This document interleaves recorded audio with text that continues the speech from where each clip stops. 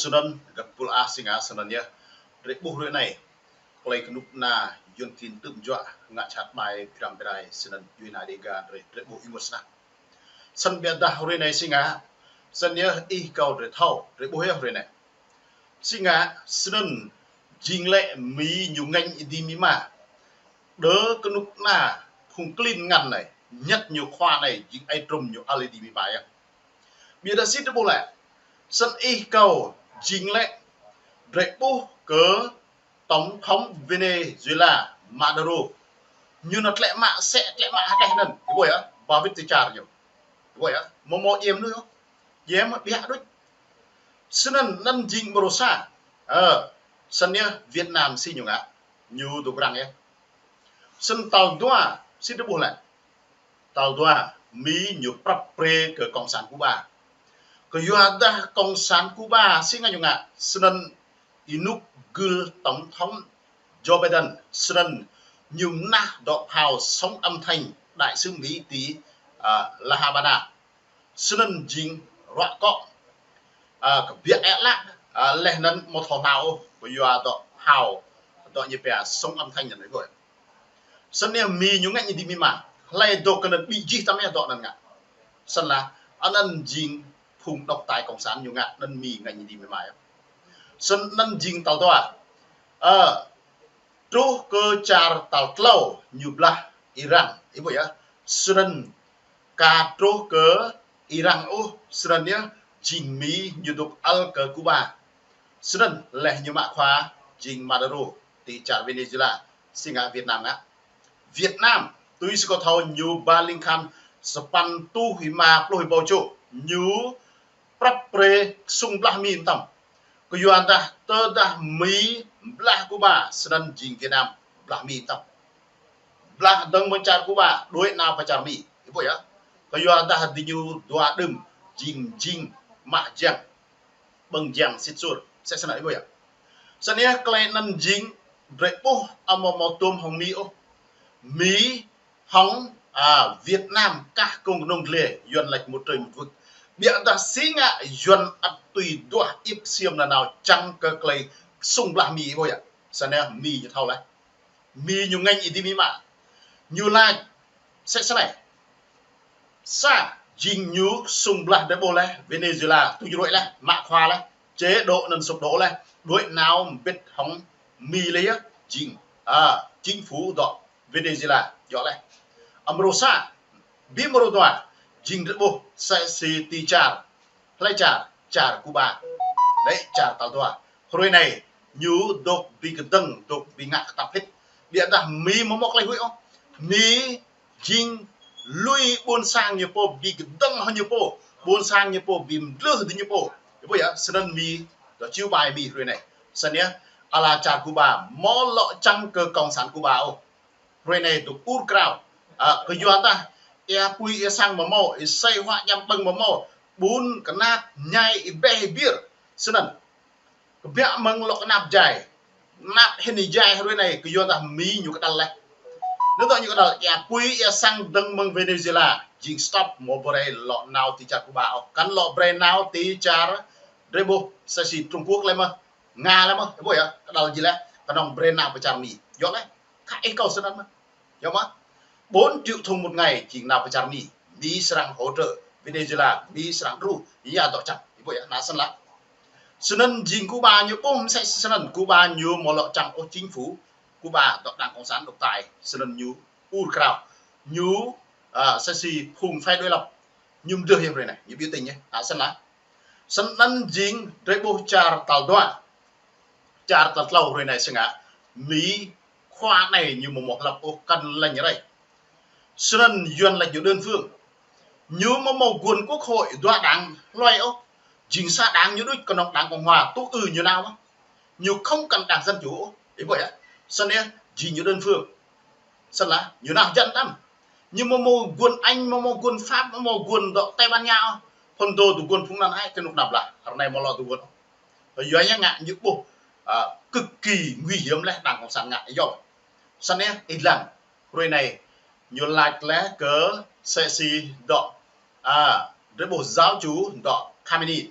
Bray in dương tới clay hu dọa nước Mỹ với xóa số Mỹ, xóa số nước Mỹ với là xóa số Israel trên bản đồ thế giới thì hãy chấm dứt như vậy. Bây giờ để bố sinh Iran mơ mà tổng thống như chính Khamenei mơ mà một mẫu giáo chủ như một mẫu cứ tuyên bố như thế bây giờ ngày tàn của nước Mỹ như vậy, bây giờ nước Mỹ sẽ xóa số, Israel sẽ xóa số trên bản đồ thế giới, là Pháp, Anh, Đức xóa số chính tâm ấy, cho nên chính ai Trump xin được bộ nhiều ngạ tổng thống như Bray Iran ngồi vào bàn đàm phán cả cái lâu nộp độ hạt nhân như Vũ lần Nathan Pharaoh là Isfahan Bremkra ngừng tái chế uranium tức là blame nè thương mại Hồng Mi một là lập lấy chặt chăng em về tự do bây giờ đối với chất uranium 60% không được tinh luyện phải chấm dứt một mẫu tổng thống như là một mẫu mà sinh ngạ mì ngạ lại bước đầu tiên là nằm sinh ngạ như nào ple plu clow bò bom đó 6 feet 30 này coi 6 mét rưỡi bom như là 13 tấn nhưng ple tị nục clow khu hạt nhân coi lạc mà mỡ lại như vậy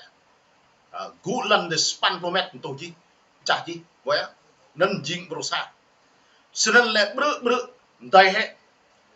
rô cầm mông này Bray ngồi vào bàn đàm phán, Bray chấm dứt tinh luyện uranium từng bằng Trung Quốc lẻ nắn Nga Bắc Hàn cộng dinh sẽ xí Bray Iran ngạ Bray na nào có mì như Israel na prang lem na Anh na Đức một lụy vậy nên mày sản xuất uranium vì mục đích hòa bình như này xí dính hạt túi xin là nia rệp bộ mì một cứ đó hạt túi Israel nào ấy lâu na hệ khoa như lệ chỗ nạt như đó giáo chủ Khamenei gì như vậy còn nó nạt cái cây nhất lại gì pa plu chu khoa điết rong anh mong vàng vật sẽ xì cố vấn an ninh nhiều lệ sẽ ngoại trưởng nhiều gì chi mà là một chỗ như vậy sân nia dễ dàng lên nó sinh ngã hạt túi rồi này để bố sinh ngã sân nia chính đuổi nào phải kèm lạc rong nhé sân đọ là tổ prong nhất đọ liên minh châu Âu đoà bỏ anh Pháp nào lấy anh Pháp nào hỗ trợ Mỹ vậy á sang vì bla như vậy sẽ xin được bộ này clay bla đọ bộ binh như vậy á sân là lá bla sẽ xin khăn chân nữa vậy á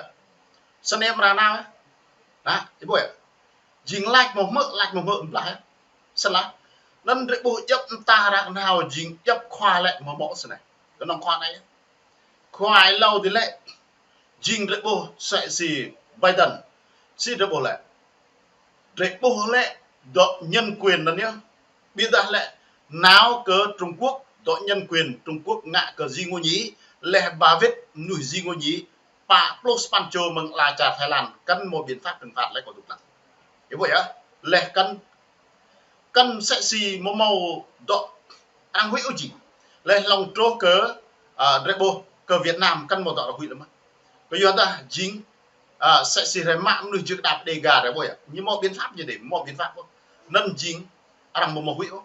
bây giờ ta ngược lại khoa này sẽ ngại như lui mà đấy bồ như một lui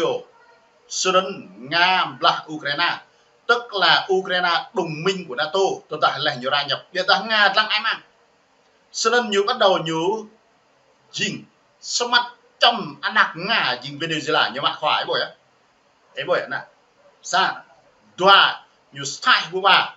lâu chính ở Iran nên jing cuối cùng với bộ này này trả cho nên cuối cùng rồi này jing cho nên Việt Nam mục tiêu tiếp theo chúng ta là hoàn thành nhiệm vụ 3 mục tiêu cho nên cuối cùng Việt Nam lâu đây như sắp lại Việt Nam sẽ lại là nia jing rồi bộ tờ ta like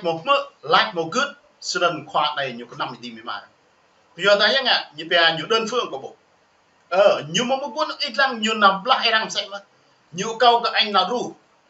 nhiều câu các anh tướng thì đẹp phiền plong như chăng là plẹ ke Iran na kiếm đẹp bị đã anh một bèo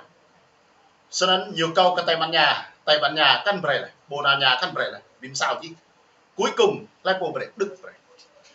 bèo Đức răng mơ cứ jing lại tục răng cái Anh tục răng cái Pháp hủy một bộ đạp bà bèo sân lá biết ra khoa này nhiều hủy một hủy tam lạc tầm như đoạn Israel sân lá nên rồi bộ sân nhá tị nạp này rồi măng mùi nhu sang bla Việt Nam bây giờ là đọc tài Việt Nam như này đi gà mò lần là mò một bước sang thật đi bộ học bài làm nhảy sân nhá rồi bộ khoa này nhiều lại này mục tiêu tiếp theo như sang bla Việt Nam nên rồi gặp làm sân Australia mong như này lòng chừng đấy cầu bìm đi là chắc lu cặp đi mỡ sang đúng sầm lúc Jrai New Free từng bằng là trà là